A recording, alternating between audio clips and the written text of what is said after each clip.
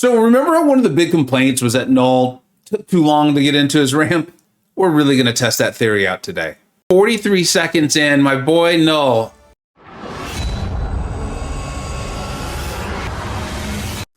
Hey, welcome back to the channel. All right, we've been showing a lot of Wiccan. He's incredible. He's awesome. He has the neutralize. He's a mystic, taking down Null bosses like it's nothing. We've been having a ton of fun talking about how good he is. Now in today's video, though, it is the Null takeover. Plus, we're going to talk about situations where and why and how you would much rather use Rintra. They both have neutralize. They're both mystics, but they are different and they do different things. We have a lot of fights to get to, some a lot of very exciting ones. We're going to go and start this.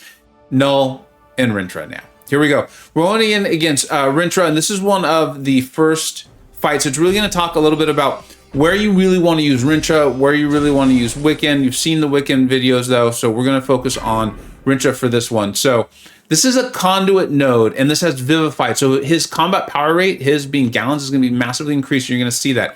Really going to be spending my time trying to bait SB1s if I can. Rintra is extremely absurdly tanky, can take a hit and that sort of thing. So I am going to end up having to block a couple SB2s. I'm not really comfortable with the evade there from Gallon. And right about here, I'm already realizing that I'm going to be fine. Now, we're talking about why would you want to use Rintra? Why not just go ahead and use Wiccan? Well, it has to do, one, in this fight in particular, with the Conduit node, which is what Gallon is benefiting from. If you knock them down, they put a debuff on them. It alternates between, I think, Shock, Asthma, and Incinerate, and then when they have that, they heal back a significant portion of the damage done to the point where they can even just start healing. Fortunately, SP3s do not count as knockdowns for the node. I don't know why, it's just the way it works out. And then also Wiccan is applying, remember, that Shock and that Incinerate, and then if they're immune, he's getting that Plasma. So that would count for that for the node. So even if I wasn't knocking them down, that would still be landing those debuffs on Gallon. In other words, it wouldn't matter. It wouldn't matter how much damage I'm doing or not, because Gallon would be healing back. So we're just going to be able to use Rintra here. This fight will take... I was actually really happy with how quickly it did go. Now, the reason why I'm comparing Rintra and Wiccan, though, is because there's both fights where you really want to use neutralize. Look, we've been able to very much keep Gallon's buffs under control. Remember, Rintra's neutralize here is even more powerful against the Cosmic Champion, so I'm just doing my best to make sure I land a hit here and now. You can see I'm really just concentrating, so my neutralize is off. I'm going to land the hits, bait the specials as best I can, land the special 3s. Remember the his harvest, or whatever it's called, planetary mass. He loses it, he being Gallon, when you knock him down with specials. The power of the special you throw knocks down more of the planetary mass, so that's another benefit to going to the SB3s. So this fight really, if I really had wanted, if I was nervous about it at all, I could have just gone to my SB2 and probably ended it right then and there. But I wanted to be just ultra safe. I did still have the indestructible boost on me. This is totally fine. This is well within the risk, or well within the equation of what I was acceptable doing. I know it's a little bit longer of a fight. I mean, we're 2 minutes in and I feel badly that it's a little bit longer of a fight, but I did want to fully explain it through, because I realized that the last few times I've done a Conduit node or war video, people have been a little confused as to why I wasn't throwing the SB2 with Rintra and stuff. So I did want to explain that for folks, just in case they're wondering. That's why you're not going to see the SB2. Pretty sure you're going to see the SB2 a little bit later, though, in this one. Big, nice, big, juicy one. So here we go. Okay, going on against this infamous Iron Man. He is also, it looks like, benefiting from the Conduit node. So we have this sloped armor, buffet over time, you know, blah, blah, blah, blah, blah, vigorous assault, all of these things, right? And you can see why he's placed there, but Null. Null one is, I think it's called Sick and Tired Attacker Tactic, meaning he has 3 debuffs on the defender. He's going to have a passive heal block, which really Null almost doesn't need because of the way his corruption works and his sig ability. If you have him at that super high sig, which I do at sig 200, I'm not going to be running recoil. I know some people think that he has to run recoil. Not running it. He is a rank 4. I am boosted big, but not going to be running it. And then remember, with his medium attacks, he's going to be taking, this is going to come into play in the next fight. Really bad, but exciting fight. He's going to be taking those armor up buffs that are up and then just turning them into his Living Abyss debuff. So right there, you see, we got rid of it. Infamous Iron Man gets his own little special armor up, but you can see as soon as we hit him with the medium attack, it turned into the Living Abyss debuff. I'm going to throw my special 1 right here, which will start the corruption timer. Got this fight strategy from my boy PWF, who got it from a video from Jason Jabari Gaming. He had done this fight before and made it look really smooth. So I was excited to do this, and now Corruption's going to land, and so all those juicy armor breaks go in, and just look at the absolute melt we start putting on this champion. We've got him at 50% or below health now, so anytime he tries to heal, we're going to turn that into a degen if we have Corruption up. Let's see if he tries to do it. There it is. We turn it right into a degen.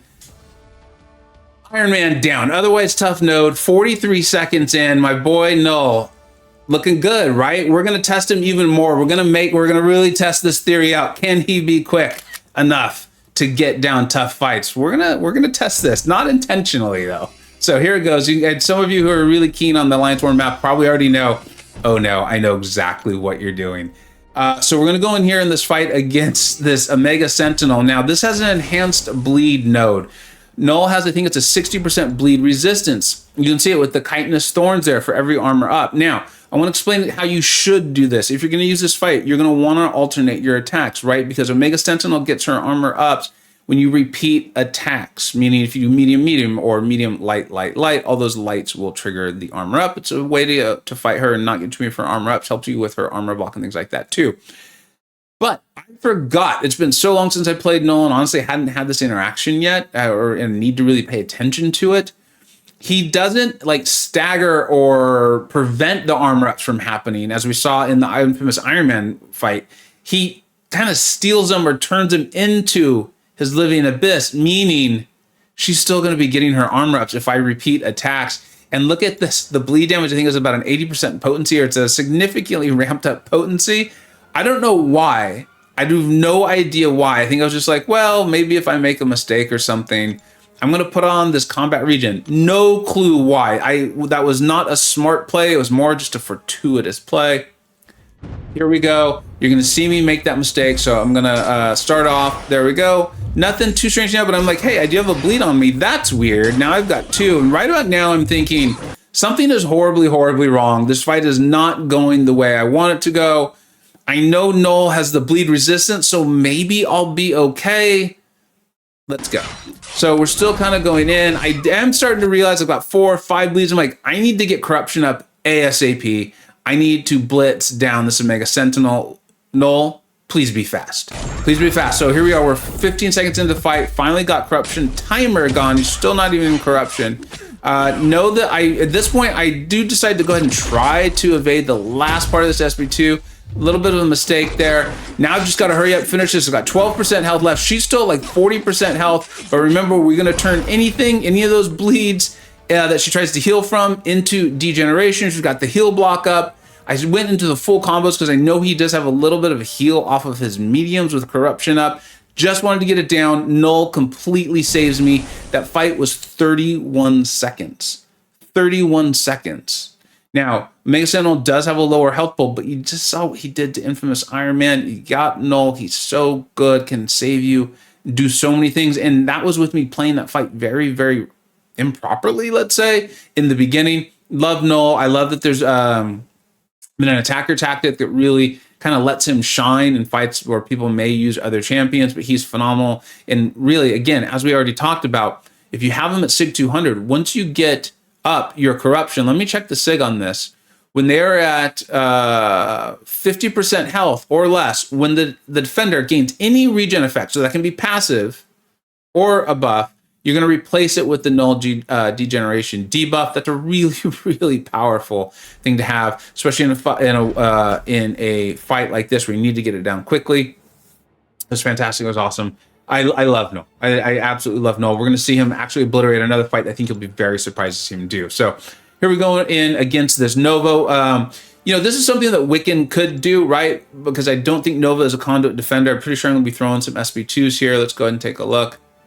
You can see, yeah, I'm trying to remind myself. It always confuses me because they have that little green global icon on the fight. I don't know why it's there if they're not, but whatever. Romulus and Remus, I guess that's Rome, I think, right? All right, so here we go. Going in for this fight, we're going to do our best to get our mystical charges up. We've got our neutralize. So we're going to be handling any extra buffs that he would be getting. I'm going to get him in the corner here, start landing with light attacks. I think we're going to do it right here, which will root ourselves. Yep. Then we're going to land lights to get our ruptures up. And then we're going to throw a nice, big, juicy SB2. If we have the 20 mystical charges, we'll be unblockable. So I'm hoping, no, Nova ruined that idea, but we threw our SP2 before we get to our SP3, and that doesn't crit. It doesn't crit. It's okay, because you know why? Because Rintrah is still awesome. We're at 100% health. We've got a nice big power gain there. Gonna go in, rinse and repeat, land this in a light attack. He wants to block. Fine, we'll hit him. He's dead. Nice try, Nova. I know. All right. Moving on, and there's going to be another Rintrah fight here, just showing kind of what this cow can do. He really is phenomenal. He really is phenomenal. I've been having some talks with smart players like MCoC about how good actually is he in comparison to champions like Doom. So here we go. This fight originally was scheduled to go with Rintrah. After talking it through with PWF and Clown, it's decided we're going to go ahead and go with Null. So there's a strike counter, block penetration. You're going to see me pay a little bit of attention to it. Outlast and never back down, right? So once we get him low enough, we don't need to worry about that. We're also with the 3 debuffs up from Null, we're going to have that passive heal block. So we don't need to worry about the fact, in that sense, that Hyperion is a conduit defender, meaning when we knock him down, he's going to get that heal back and all that stuff we've already been talking about, right? Still, I have no way to control his power, and so I was more than worried. I was a little concerned. So you saw me go with the indestructible buff. So I'm going to make sure I definitely have that indestructible buff for if he goes to an SP3. So the whole plan here is just to get to corruption as quickly as I can. I wasn't going to be bothered with the medium or the medium parry heavy, that kind of thing, to get all the living abyss debuffs. I just want to get to corruption. I'm very happy. I'm not too focused on baiting specials because I want to use that indestructible boost that I have, right? I want to use it to my advantage. If I sit there and dance around and maybe take a medium to the face or something like that, then I'm not going to have it when hype goes red.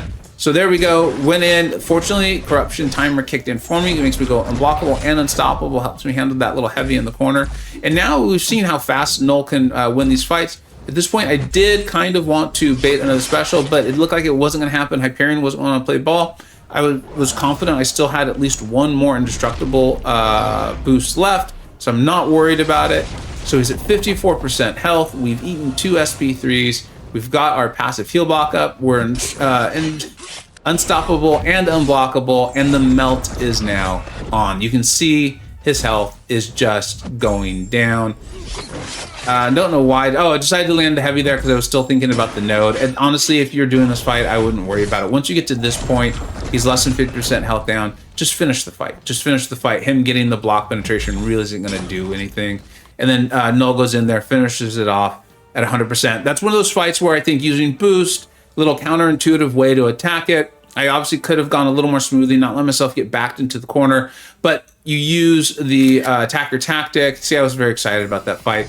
And you use the power of Null, and you're going to be just fine. And I would honestly recommend don't worry about baiting the specials, because I think if you worry about baiting those specials, I don't know if this happens to you, it happens to me quite a bit.